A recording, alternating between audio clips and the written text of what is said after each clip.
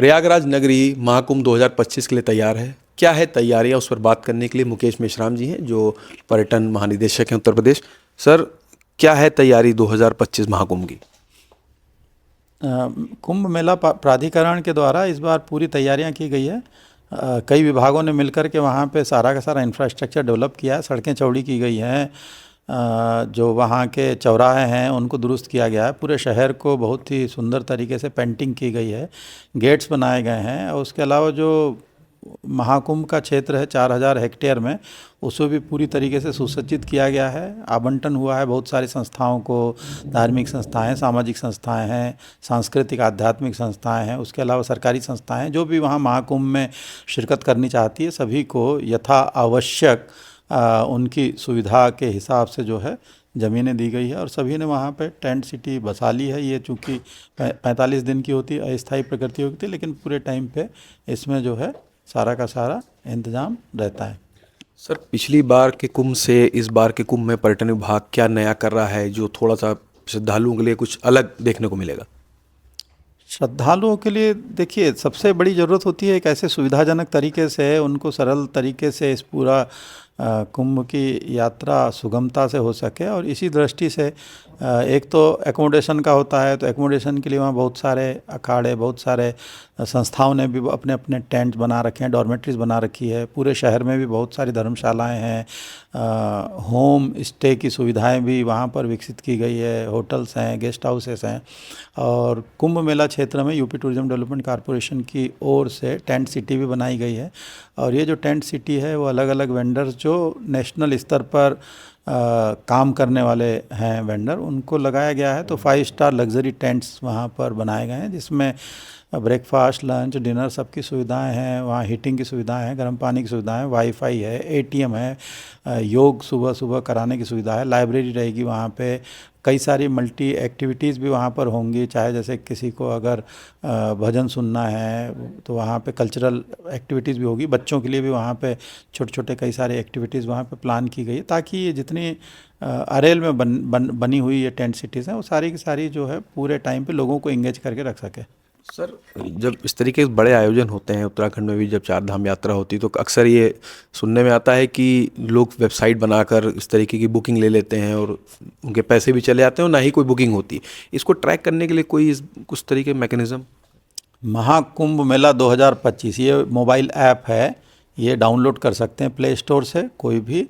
और उसके साथ ही वो कैसे पहुँचें, कहाँ रुकें, क्या खाएं, ये सारी उस पर सूचनाएं दी गई है।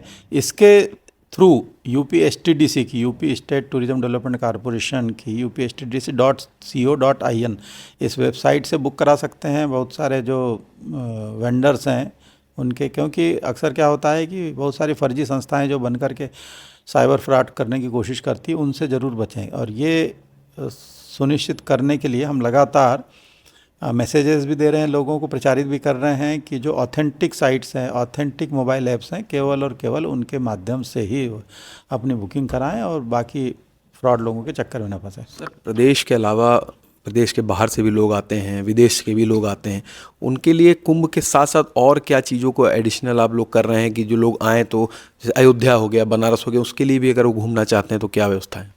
पैकेज टूर्स बनाए गए हैं। और पैकेज टूर में 1 दिन का, 2 दिन का, 3 दिन का, 4 दिन का, जैसी उनकी सुविधा है। अगर वो हफ्ते भर का चाहिए, 10 दिन का चाहिए, तो वो भी पैकेज टूर टेलर मेड उनकी सुविधा के हिसाब से बनाया जा सकता है कि कितनी छुट्टियां उनको और कहाँ कहाँ जाना चाहते हैं। जैसे काशी जा सकते हैं, अयोध्या जा सकते हैं, उसके अलावा चित्रकूट, विंध्यवासिनी, नैमिषारण्य, बहुत सारे ऐसे हमारे यहाँ पे पर्यटन स्थल हैं या जो आध्यात्मिक और धार्मिक आस्था के केंद्र हैं, वहाँ पर भी भ्रमण करने के लिए उस पैकेज टूर में सुविधाएं हैं। उस पैकेज टूर में उनको व्हीकल भी हम देंगे, जहाँ से वो उतरेंगे एयरपोर्ट या रेलवे स्टेशन, वहाँ से एंड टू एंड सॉल्यूशंस हैं।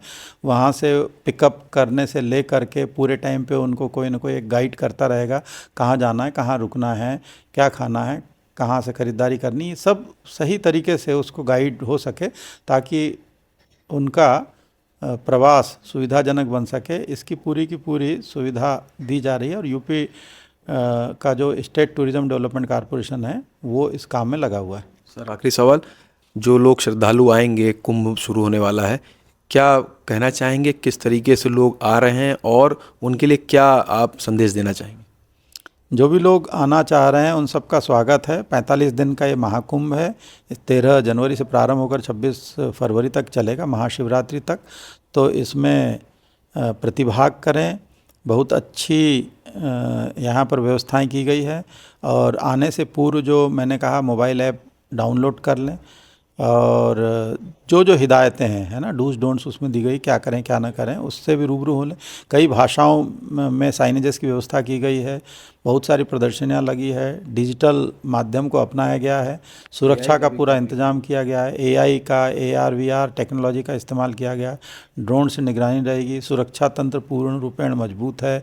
और सारी की सारी एक्सरसाइज जो है अलग अलग विभाग मिल करके कर रहे हैं। तो जो भी लोग आएँ वो आएँ, अपना प्लान बना लें, किन तिथियों में आना चाहते हैं, कैसे आना चाहते हैं, कहाँ रुकना चाहते हैं, सब पूर्व से अगर वो बुकिंग कर लेते हैं तो उनको आसान होगा। क्योंकि एकदम से वहाँ आने के बाद में इधर उधर भटकते रहने से बेहतर है कि चाहे वो डॉर्मेट्री हो, चाहे धर्मशाला हो, चाहे गेस्ट हाउस हो, चाहे टेंट सिटी हो, चाहे होम स्टे हो, चाहे रिश्तेदार हो, उनके यहाँ बातचीत करके उनके यहाँ रुकने की जो भी जैसी व्यवस्था जो चाहता है वो कर ले, और उसके बाद ही जो है महाकुंभ में आए तो उससे उनको जो है ज़्यादा आसानी होगी। सुविधाजनक तरीके से स्टे होगा, खान पान की व्यवस्था हो जाएगी, और साथ ही साथ जो है भ्रमण करने की, स्नान करने की सारी व्यवस्थाएं भी होगी।